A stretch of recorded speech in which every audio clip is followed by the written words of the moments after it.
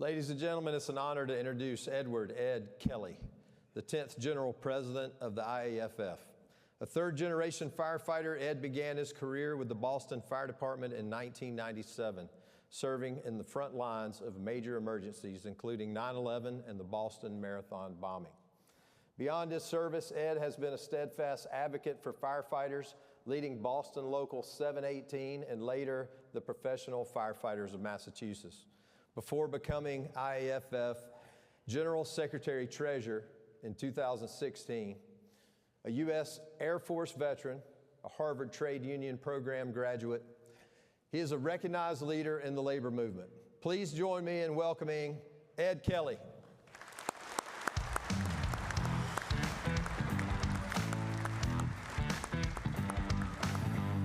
Awesome. Good morning, everybody. How are we doing out there? So I'd be remiss if I didn't get inspired by and honor and recognize one of my great mentors in the fire service, Bobby Halton, who, in my opinion, has to be up there right at the top of people who influence the fire service. This is all Bobby, right? This was Bobby's brainchild, and in the course of my leadership in the union, Bobby was always a phone call away. He was a good sounding board, someone that helped guide me when I needed it most, and I hopefully can channel a little Bobby Halton here this morning. But it's an honor to be here. Dave did a great job this morning, and he mentioned about how, my father was on the job, my mother's father was on the job, my mother's only sister's brother was on the job. I kind of grew up with the fire service. I was my father's fireman, out of the 6 kids. And I'd chase Engine 20 around our neighborhood in Dorchester. And when I got a little old, I got to go in with my father and ride in the firehouse. And I can honestly say, I wish I lived 1,000 lives, but each one of them would have been as a firefighter. I've been on one company since I got on the job. I've been on Ladder 17 in the South End since '97. And, it's my home. But I would love to be in Cal Fire on the front lines during one of the big fires out in Cali, out west, which are now seen all over the place. I'd love to be, live a life on Rescue 2 in Brooklyn or, right here in Indianapolis. I'd love to be a firefighter pretty much anywhere. And I think that kind of propelled me to where I am today. Like, my love of my brothers and sisters in the fire service is what puts me here today.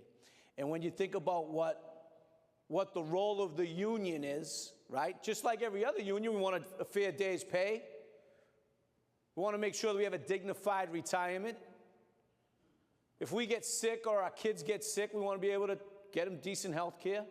We're traditional union wants.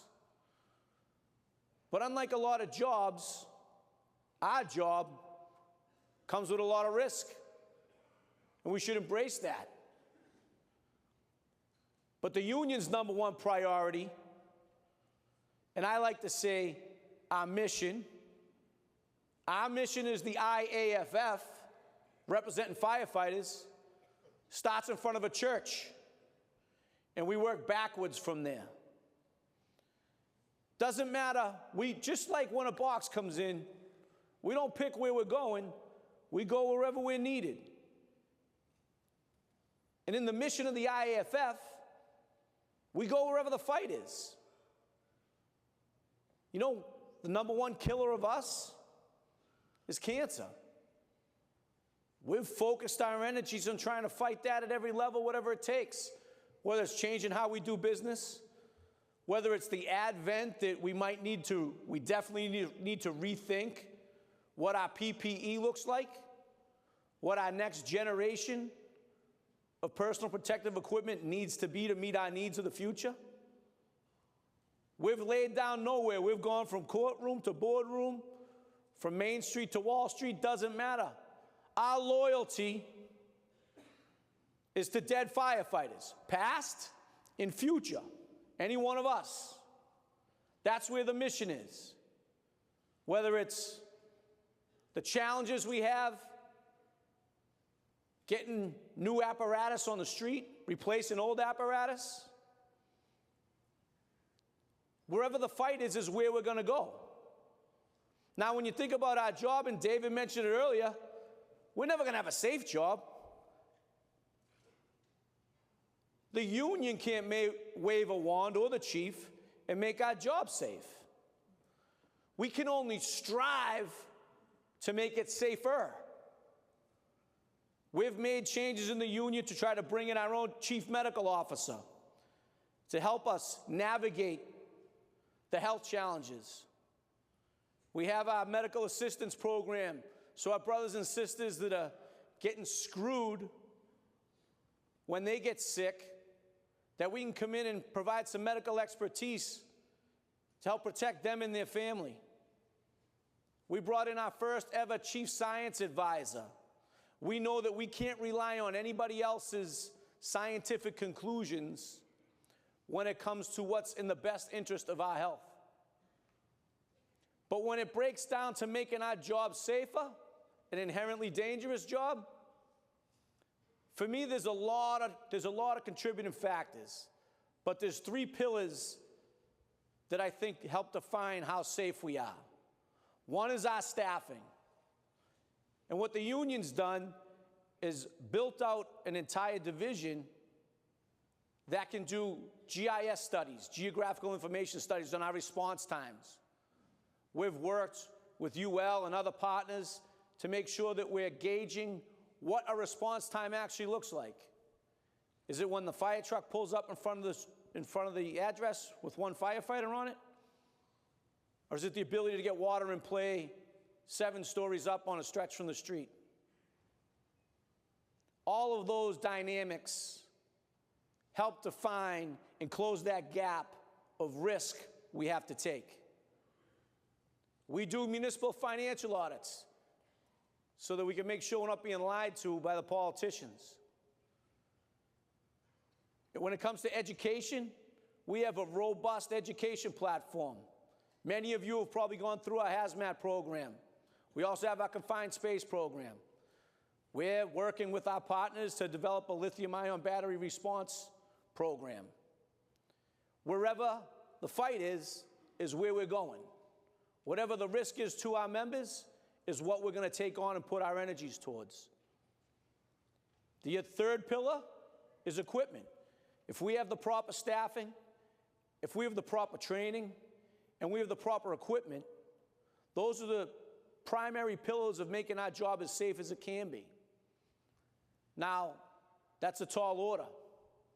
You know, we saw in the fires in LA, they had 100 pieces of apparatus out of service. In Chicago, they're having birthdays for 30-year-old engine companies that are still on the street. We lived through that in Boston. We lived through that in Detroit. And in Boston in 2009, we had a ladder truck lose its brakes, careen down a hill at 78 miles an hour, cross the street, a 4-lane street with 2 trolley tracks on it, in and out. At 2:30 in the afternoon, which at that time, more often than not, there's school buses on that street. That truck crashed through some parked cars, through a brick wall into the first floor of a high-rise that housed a daycare center. Killed Lieutenant Kevin Kelly, buddy of mine. By the grace of God, none of the kids that were in the daycare center, the pedestrians that were walking up and down the street, that hill that the chauffeur couldn't turn into the parked cars, the 3 other firefighters that were on that truck, although severely injured, by the grace of God, only Kevin Kelly was killed. Now, losing your brakes, that's a problem. That wasn't even the first time that that truck lost its brakes on that street.